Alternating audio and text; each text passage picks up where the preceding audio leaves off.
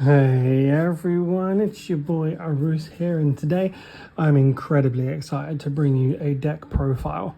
Okay, this is not your standard kind of super competitive, super meta deck like the Fiendsmiths or Snake Eyes, but this is a deck that I saw the spoiler and everything, and I've just been so excited to get these cards, and so I've got them all. They're here now. This is version numero uno. This will probably change many times. I'm going to play this a lot at locals, I think, just because this archetype just seems great fun and really frustrating to play against. And you know me, I love that kind of stuff. So what I really want from people is tell me your ideas, what you think will go well with the Mimighouls, and I'll test them. Any ideas you give, as long as it's not like, oh, I had one blue eyes white dragon or anything crazy like that. I'm just looking for ideas and inspiration so we can share going forward with this great deck, which looks like fun. So first off, let's go with the monsters. We have 3 Mimighoul Master. This seems kind of like a non-negotiable. 3 Archfiend, again, 3 of must be. 3 Dragon, and then I've gone with 2 Cerberus. Cerberus being like the weakest one of the current Mimighoul cards. I think Dragon obviously is the Stratos that allows you to add a spell or a trap on normal, and then his flip effect is obviously quite devastating to the opponent, depending on how smart they are or how you're able to flip it or special it on their turn with like the trap or things. Obviously Cerberus can be okay if you banish and special summon one of their cards, but they get to choose, which is I don't like that one. Archfiend is also probably the best one, because you get a straight up draw. Your opponent sends a card to the graveyard from their hand, but his normal summon effect is not quite as good. He just flips one card on the field, so it's still good, still really good, but I think like these 2 are the best. Obviously the Master is kind of also like another Pseudo Stratos, adds any Mimighoul monster once per turn, and that's on normal or special. And then during the opponent's main phase, he can change one face down monster on the field to face up attack or defense. So you can trigger cards with the Master. So yeah, for me, he's probably the best, the Archfiend, with the Dragon being the best normal summon. And then obviously Master is also really good. But that's our Mimighoul lineup. And then, look, I'm sorry, it's one of those kind of decks. So we're going to play 3 Dimension Shifter. We don't really need the Grave at all. And this is the best hand trap in the game. If your deck can play it, you really have to. So 3D Shifter, and then 1 Magnamut. Magnamut can search the Dragon, and it's also just an interrupt. So I like just having the 1 Magnamut. It's good into quite a lot of decks. It's good into the Fiendsmith as well. So I feel like he is worth the spot in here. And then 2 Fenris, because obviously if we can open up with Fenrir just to put that pressure onto our opponent first, Fenrir is obviously a difficult card to deal with. So yeah, that is the monster lineup. I believe 17, quite small. And we get onto the bread and butter. Mimighoul Dungeon. This card's brilliant. This is like a once per turn effect. So monsters that you control that were not normal or special this turn will gain attack equal to their original defense. So this boy goes up to 2/5. This boy goes up to 19. Master's 3k. And then Cerberus goes up to 22. Like, these are 1 stars, bro. 2,500 fucking attack 1 stars. Oh, crazy. And that is obviously just the Mimighoul effect, and that's a lovely bonus to have. Any player who controls a face down monster cannot normal summon monsters, nor declare an attack monster that was special summon this turn. So you give them like the Archfiend, they're forced to flip it. So they have to give you a card, send 1 card from their hand, and then give this monster back to you. Also, did I not mention, these cards all special summon themselves just by being like cool effect special onto your opponent's side. So then your cards like Master just immune to imperm, which is always, you know, really nice. So yeah, they have to flip the cards up if they want a normal summon, they want to start playing the game. So that's kind of like a pseudo floodgate effect. And then if they control a face down monster, they can't attack with special monsters. And then during your main phase, you're going to add a Mimighoul monster from your deck or your graveyard to your hand. brilliant card. This is fantastic. Talking about brilliant cards, this card here is even more cracked. The only bad thing or the only downside to this is the random aspect of it. But other than that, the card itself is amazing. Reveal 2 flip monsters with different names from your deck. Flip monsters. Not Mimighoul, flip monsters. Remember that. Your opponent randomly picks 1 special summon to their field in face down fence, and then you add the other to your hand. Then you can special summon 1 Mimighoul monster from your hand. So you can say you open up with like the Master, and you have the Dragon and the Archfiend, right? So this is like your 2 cards. You can just go, cool, we will activate Mimighoul Maker. These are the 2 cards, you know, my opponent chooses this one, cool, so we'll special summon Dragon to their side of the field. We will add Archfiend to our side of the field. We can then special summon Master, use his effect on the special summon to then add an Archfiend, right? And then we can normal summon the Archfiend to flip this and bring it to our side of the field. Okay, this would suck because it's a dragon, but you know, you can change the combos. You can give them a Cerberus, you can give them the Archfiend. So there's all those kind of things. But then you've got like a link 1 right here, a link 1, a rank 1 as well. So that's already right a really, really good card. The ability to just get a free. That's all without a normal summon. Let's not forget. And then if your opponent special summons a monster, except during the damage step, either player's turn, remember that, you can banish this card from your graveyard, then target 1 face-down monster your opponent controls, change it to face-up attack or defense position. So if they have a dragon, for example, on their side of the field, and they've got the Maker in graveyard, you can banish this and they special summon, flip this face up, pop all monsters they control. This will switch to you, and they've got nothing. And let's not forget, okay, they're going to flip this first. I get that. However, don't forget, monsters that are special summoned that turn cannot change their battle position. So if there's a trap, say, I don't know, a card that might be something like Mimighoul Room, spoiler, you special summon the dragon to their side of the field. They can't do anything with this. They can't normal summon while it's on the field. They need to get rid of this card. They can't get rid of this card, so they have to commit to the field with special summons. You have Maker in grave, let them commit to the field with their special summons, banish Maker, flip Dragon, pop the field, get the dragon back. Hey presto. Pluses for days. Yeah, Mimighoul Maker. There's the Mimighoul spells. Hello cat. Then we're going to go into like kind of ending cards. So triple Tactics Talent and triple Tactics Thrust. You could play 3 of these and 1 of these. Just it's entirely up to you. The reason I've gone with 2 and 2 is just because I had 2 and 2 there, I'll be honest. But you could play 3 and 1. However you want to play, these ratios are fine. But you're going to be activating these potentially on your turn. If you give your opponent, say you open with, I don't know, the Cerberus and the Archfiend, you can give them the Cerberus with its effect. So, you know, effect, special summon Cerberus. Then you get the Archfiend, then you normal summon the Archfiend, flip the Cerberus. That'll force them to banish the top 3 cards and give you a special summon monster. This will go back to your side of the field.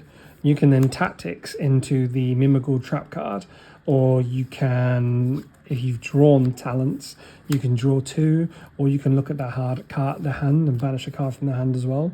So, you know, there's lots and lots of different ways to actually play. This deck is really quite clever, really looking like great fun to play. So double thrust, double talents, you know, 1 and 3, it's however you choose it to be. But there is other thrust targets. I've gone with Desires. I tried Prosperity. I looked at Extrav. Extrav is obviously better for advantage, however, you can't control the cards that are going to be banned from the extra deck, and there's a lot of cool combos you can do with your extra deck. Desires will get you the net draw. I've got 2 in here. It's mainly for space. I didn't really have room for 3. But again, you could play 3 and cut one of the triple tactics talents. But I do like the Desires. I do like the net draw that you get from it. Prosperity was fine, but obviously the restrictions of Prosperity with your Mimighoul Master and your Mimighoul Dungeon mean that you can't play that out how you would like to. Then we've gone for Swords of Revealing Light. Swords of Revealing Light is obviously a really, really good card because you can set these cards to your opponent's side of the field. So say you open up with a Cerberus and an Archfiend and Swords of Revealing Light. You can activate Archfiend, you can activate Cerberus, you can activate Swords of Revealing Light. That'll flip these both face up. The Archfiend will get you a net draw. The Cerberus will get you a free special summon. The Archfiend will send a card from their hand, and you'll get both these cards on your side of the field, so that you can then immediately go into like a rank 1 or a link 1. Or a link to whatever you want to go into. So I like the one of Swords of Revealing Light as well. Could also be thrusted into if you really need it. Terraforming for the dungeon. 1 for 1 is kind of a test, just a special summon like the Archfiend if you need to flip, or the Dragon if you need to get one of the spells or traps, because these also trigger if they're special summons. So you can 1 for 1 special summon the Dragon, add Mimighoul Maker or Mimighoul Dungeon, and then you can get your combos going from there. So I like 1 for 1. And then Ghost Trick Shot, which you'll probably know from the extra deck what that means. And then our trap cards, Mimighoul Room ×2, and then 3 Imperm and 3 Daruma Cannon. These cards don't really need any kind of introduction. These are thrust targets, mainly the Daruma Cannon. So if you do get hand trapped, you can go into Daruma and your opponent knows they have to play around that. And if you have Dungeon and Daruma, it also means that they can't normal summon. So, you know, you've got that going for you. And then Mimighoul Room is another fantastic Mimighoul card. Special summon 1 Mimighoul monster from your hand or deck to your field in face down defense position to your opponent's field. So you can special summon 1 Mimighoul to your field face up, so you get the effect, or to their field in face down position, and then change 1 face up monster on the field to face down defense position if you want to. So these are all you can. And then you can banish this card from your graveyard, then target any number of Mimighoul monsters you control, return them to the hand. You can only use 1 effect once per turn, only once that turn. So this is good for 2 reasons. If you've got Dungeon on the field and your opponent flips the cards that, say, you only opened with Archfiend, yeah? So they've got Archfiend and they go, okay, it's fine. Flip Archfiend, you get to draw a card, they send one to the grave, and then they'll continue to play. After activation of this, you can Mimighoul Room, you can special summon Dragon to their side of the field. They can't change the position of that card. As I said earlier, the battle position of this charge cannot change manually. It needs to be done by a card effect. So they now cannot normal summon still. And then, if you want to then trigger it, you can trigger it to pop their cards as and when you want with cards like Mimighoul Maker or Mimighoul Master. So these 2 cards here will give you the ability, it's like a Pseudo 1-card combo, so you can room to special a card, and then any one of these cards which you may have used or had already will then allow you the option to then nuke their entire board on their turn, and they cannot normal summon. And then if they do normal summon, or they do then special a monster, you can Daruma Cannon that card face down, and they can't summon anyway. And then obviously Imperm is just Imperm. And Imperm is fantastic. So yeah, that's the deck. It's very experimental, so please let me know what you think of it. The extra deck is also like just lots of things we can do, but this is what I've gone with. We've gone for number 13, Embodiment of Crime, and we've got number 31, Embodiment of Punishment on the way. 2 level 1 monsters, once per turn, during either player's turn, detach 1 material from this card, change all monsters your opponent controls to face up attack position. Also, all monsters your opponent controls currently must attack this card this turn if able. There you go. Then if you control number 31, Embodiment of Punishment, it will then gain the effect of, it cannot be destroyed by battle or by card effects while it has materials, and your opponent will take any battle damage that you would have taken from this battle. So this is kind of just a link 1 to get into the ability to flip your opponent's cards face down. So if you need to trigger, if you've got like a thrust or a talents, then you can do that. And then we have Ghost Trick Doulahan, Ghost Trick Angel of Mischief ×2. So Dullahan is the level 1. It just takes 2 level 1s. So when you do get your 2 guys back, Dragon and the Archfiend, you can overlay these 2 for Dullahan. Then, because you've got a Ghost Trick monster, you can then overlay Ghost Trick Angel of Mischief over a Ghost Trick monster that you've got. Then you can detach Dullahan specifically with Angel of Mischief's effect to then add Ghost Trick Shot to your hand. You can then activate Ghost Trick Shot, targeting Dullahan to special summon him to your side of the field. Then you can overlay Ghost Trick Angel of Mischief again. Then you can overlay these 2, sending all these cards to the graveyard to overlay into Utopic Future and then Utopic Draco Future. And then, because of Dullahan's effect going to the grave, you'll get this back to your hand just for a free discard. So that's all just from like the 2 level 1s going into a Dullahan will get you a Monster Negate Draco Future, which is really, really good. So we play that engine in here because like the level 1s are free, so why wouldn't you?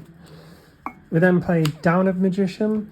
This is also for like, say you've gone into your Embodiment of Crime, you can then go into your Down of Magician straight after that, and then go into Zeus. So then you've got 2 activations of Zeus because you'll have your 2 guys there.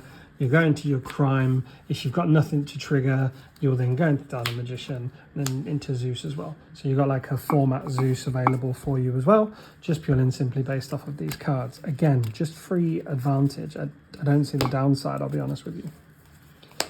Then Typhon, because Typhon is Typhon. Then we've got Relinquished Anima.